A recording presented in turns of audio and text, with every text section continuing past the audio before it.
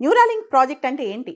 మనిషి బ్రెయిన్లో చిప్ పెట్టే ప్రాజెక్ట్. ఈ ప్రాజెక్ట్ సంబంధించి రీసెంట్గా లాస్ ఏంజల్స్లో ఇలాన్ మస్క్ ఒక స్టేట్మెంట్ ఇచ్చారు.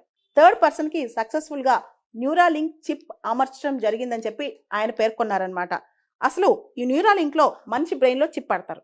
ఆ చిప్ అనేది బ్రెయిన్ సిగ్నల్స్ని క్యాచ్ చేసి ఒక కంప్యూటర్కో ఒక డివైజెస్కో ఆ మనిషి బ్రెయిన్లో ఏం ఆలోచిస్తున్నాడని చెప్పి తెలుస్తూ ఉంటుంది అనమాట.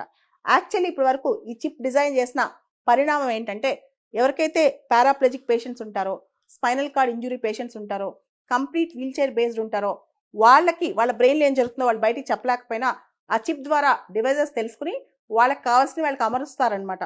ఉదాహరణకి స్టీఫెన్ హాకింగ్ అని చెప్పి ఇంతకుముందు ఒక గొప్ప సైంటిస్ట్ ఉన్నారు. ఆయనకి 2 ఫింగర్స్ తప్ప బాడీలో ఏం పనిచేయవు. ఆయనకు కూడా ఒకప్పుడు ఇలాంటి టెక్నాలజీ ఒకటి పెట్టి ఒక కంప్యూటర్ ఆయనకి ఏం కావాలో అన్నీ చెప్తుంటుందంట. ఇలా ఒక మనిషి ఏ పని చేసుకోలేకపోయినా స్వయంగా ఈ చిప్ ద్వారా ఆ మనిషికి సంబంధించిన అంత సమాచారం బయటకు వస్తుంది అనమాట. ఇప్పటి వరకు కూడా ఈ న్యూరాలింక్ చిప్ అనేది థర్డ్ పర్సన్కి ఫస్ట్ టైం ఇప్పుడే ట్రయల్స్ 2023లో అప్రూవల్ వచ్చింది ఈ ప్రాజెక్ట్కి. అంటే మనుషుల మీద ట్రై చేయొచ్చని. ఇక 2025లో 20-30 మంది మీద ట్రై చేయబోతున్నారట ఈ న్యూరాలింక్. ఒకవేళ కనుక హ్యూమన్ ట్రయల్స్లో న్యూరాలింక్ ప్రాజెక్ట్ బాగా సక్సెస్ అయ్యి మనిషి బ్రెయిన్లో చిప్ పెట్టేశారనుకో, రేపొద్దున ఏం జరుగుతుంది తెలుసా? మన మనసులో ఏం ఆలోచిస్తున్నా కూడా బయటకు తెలిసే ప్రమాదం ఉంటుందన్నమాట.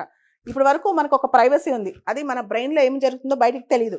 కానీ ఇక నుంచి అలా కాదు, మన మనసులో ఎదుటి వాళ్ళ గురించి ఏమనుకున్నా అది కూడా బయటకు తెలిసే ప్రమాదం ఉంటుందన్నమాట.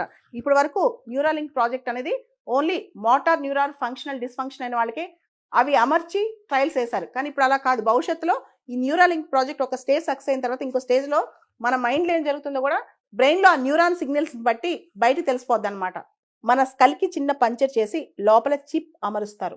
అవి చిన్న కాయిన్స్ ఏ సైజులో ఉంటే ఆ సైజులో ఉంటుంది అనమాట చిప్. ఈ లోపల ఉన్న చిప్కి కొన్ని ఎలక్ట్రోడ్స్ ఉంటాయి. దాదాపు 3000కు పైగా ఎలక్ట్రోడ్స్ ఉంటాయి ఈ చిప్లో. చిప్లో అమర్చిన ఈ 3000కు పైగా, అంటే ఒక చిప్లో అమర్చిన ఈ 3000కు పైగా ఎలక్ట్రోడ్స్ అనేవి సన్నటి వెంట్రుకలాగా ఉంటాయి. ఆల్మోస్ట్ మన వెంట్రుకతో పోలిస్తే కనుక 1/20 చాలా సన్నగా తిన్గా ఉంటాయి వీటి పరిమాణం అనమాట. ఈ చిప్ ద్వారా ఎలక్ట్రోడ్స్ మన బ్రెయిన్లోకి ఒకసారి అమర్చిన తర్వాత ఇవి మన బ్రెయిన్లోకి వెళ్ళిపోతాయి. మన వెంట్రుకలు ఎంత ఈజీగా ఫ్లెక్సిబుల్గా ఒక చోట నుంచి ఒక చోటకి అల్లుకోగలవో అంత ఫాస్ట్గా ఈ ఎలక్ట్రోడ్స్ అల్లుకుంటాయి అనమాట. ఈ ఎలక్ట్రోడ్స్ మన బ్రెయిన్లోకి చొచ్చుకుపోయి మన బ్రెయిన్ లోపల జరిగే సిగ్నల్స్, న్యూరాన్ సిగ్నల్స్ ఏవైతే ఉంటాయో అవి బయటకు తెలిసేటట్టు చేస్తాయి అనమాట.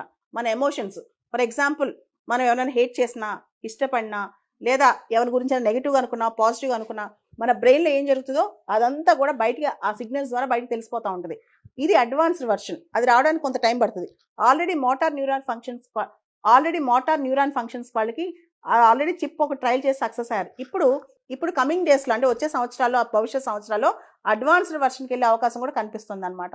ఈ ఫినామినాన్ మనం బ్రెయిన్ కంప్యూటర్ ఇంటర్ఫేస్ లేదా బ్రెయిన్ మిషన్ ఇంటర్ఫేస్ అంటాం. అంటే కేవలం మన మాటల ద్వారా, మన యాక్షన్స్ ద్వారా కాకుండా మన లోపల మన బ్రెయిన్లో జరిగే థాట్స్ ద్వారా మిషన్స్ని కూడా మనం కంట్రోల్ చేయొచ్చు. ఆ మిషన్స్ కూడా మన థాట్స్ వెళ్ళిపోతుంటాయి అనమాట. మొట్టమొదటిగా ఈ న్యూరాలింక్ ప్రాజెక్ట్ సంబంధించిన చిప్ ఒక అబ్బాయి 29 ఇయర్స్ అబ్బాయి బ్రెయిన్లో పెట్టారు. ఆ అబ్బాయికి 2016లో ఒక యాక్సిడెంట్ అయ్యి పైన షోల్డర్స్ నుంచి కిందంతా చచ్చిపడిపోయింది అనమాట. ఆ అబ్బాయి బ్రెయిన్లో పెట్టారు ఈ చిప్. నోలాండ్ ఆర్బా అనే అబ్బాయి బ్రెయిన్లో ఈ చిప్ అమర్చిన తర్వాత ఆ అబ్బాయి, అంటే షోల్డర్స్ నుంచి కింద బాడీ పనిచేయదనమాట. ఆ అబ్బాయి వీడియో గేమ్స్ ఆడుతున్నాడంట, ఇంటర్నెట్ బ్రౌజ్ చేస్తున్నాడంట, సోషల్ మీడియా పోస్టులు చేస్తున్నాడంట. ఇవన్నీ ఎలా చేస్తున్నాడు తెలుసా? కేవలం తన బ్రెయిన్ సిగ్నల్స్ వాడి, చేతులు కాళ్ళు ఏది వాడట్లా, ఈవెన్ సైకిల్ కూడా వాడట్లా. ఓన్లీ ఆ చిప్ ద్వారానే తను చేయాల్సిన పనంతా చేసేసుకుంటున్నాడంట, తనకి ఇష్టమైన పనులన్నీ చేసేసుకుంటున్నాడంట. న్యూరాలింక్ ప్రాజెక్ట్ అనేది చాలామంది పేషెంట్స్కి ఒక రే ఆఫ్ హోప్. ముఖ్యంగా spine related injuries, paraplegic patients, brain related injuries, తర్వాత completely wheel chair based patients, వీళ్ళందరికీ కూడా న్యూరాలింక్ ప్రాజెక్ట్ అనేది ఒక కొత్త హోప్ అని చెప్పొచ్చు. న్యూరాలింక్ ప్రాజెక్ట్ కో ఫౌండర్ మరియు సృష్టికర్త ఇలాన్ మస్క్ ఒక మాట అంటారు. Imagine Stephen Hawking. ఒకసారి స్టీఫెన్ హాకింగ్ చాలా ఫాస్ట్గా, ఒక ఫాస్టెస్ట్ టైపిస్ట్ కంటే కూడా, లేదా ఒక ఆక్షనీర్ కంటే కూడా చాలా ఫాస్ట్గా తను అనుకుంది చెప్పగలిగితే ఇంకా ఎంత గొప్పగా ఉండేది. స్టీఫెన్ హాకింగ్ అంత గొప్ప సైంటిస్ట్ కదా. అలానే భవిష్యత్తులో ఎటువంటి ఇబ్బందులు లేకుండా చాలామంది ఎవరైతే మోటార్ న్యూరాన్ ఇష్యూస్తో ఉంటారో, పేషెంట్స్ ఉంటారో అందరికీ ఉపయోగపడుద్ది. కానీ ఒక విషయం బయటకు చెప్పట్లేదు, అదే మనిషి థాట్స్, ఎమోషన్స్ కూడా బయట తెలిసే అవకాశం ఉంటుంది భవిష్యత్తులో ఈ న్యూరాలింక్ ప్రాజెక్ట్ ద్వారా. దీని విషయంలో మాత్రం ఇంకా సీక్రెసీ మెయింటైన్ అవుతుంది. ఈ న్యూరాలింక్ ప్రాజెక్ట్ మీద విమర్శ కూడా ఉంది. అసలు మనిషి బ్రెయిన్లో చిప్ పెట్టి బ్రెయిన్ హ్యాక్ చేస్తే అప్పుడు మనిషిని ఫుల్గా కంట్రోల్ చేసేయచ్చు కదా. మనం ఎట్లా చెప్తే అట్లా మనిషి వింటా ఉంటాడు, ఆ చిప్కి ఏ సిగ్నల్ ఇస్తే ఆ సిగ్నల్. ఇది చాలా అనర్థాలకు దారితీస్తుంది కదా. అదేవిధంగా మనిషికి ఇప్పటి వరకు ప్రైవసీ అనేది మనిషి జీవితంలో పోయింది. ఆల్వేస్ ఆన్ కెమెరా, ఎక్కడ చూసినా ఏదో ఒక కెమెరాలో ఉంటాం మనిషి. అదే మన బ్రెయిన్లో మన మైండ్లో ఎన్నో నడుస్తుంటాయి, ఎన్నో జరుగుతుంటాయి. మన మైండ్ అనేది ఒక పెద్ద సూపర్ కంప్యూటర్ అనమాట. దీనిలో ఒక చిప్ పెట్టేశారనుకోండి, ఇంకా ఏమైనా కొత్త థాట్ వచ్చినా కూడా భయపడిపోవాలి మనం.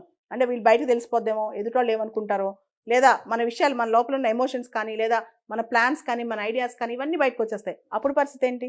కాబట్టి న్యూరాలింక్ ప్రాజెక్ట్ అనేది ఎప్పుడైతే హ్యూమన్ ఎమోషన్స్తో టచ్ అవుతుందో ఖచ్చితంగా మనిషికి ఇంకా అక్కడ కూడా ప్రైవసీ లేకుండా పోద్ది అనమాట. కాబట్టి ఇది ఊహించడానికే చాలా భయంకరంగా ఉంది. కొంతవరకు మంచిదే, కానీ దీనిలో ఆచితూచి అడుగులు వేయాలి. ఇన్ని రోజులు మనం ఒక కెమెరాని చూసి భయపడతాం, ఒక ఫోన్ చూసి భయపడతాం, లేదా ఇంకెక్కడైనా ఎవరన్నా చూస్తారేమో మనపై నిఘా వేస్తారని భయపడతాం. ఇప్పుడు మన బ్రెయిన్లో అసలు ఆలోచన వస్తేనే, అసలు ఆలోచన రాకముందే ఎలాంటి ఆలోచన రాకూడదు, మన బ్రెయిన్లో ఏ థాట్ రాకూడదని భయపడాల్సిన రోజులు రాబోతున్నాయి ప్రపంచంలో.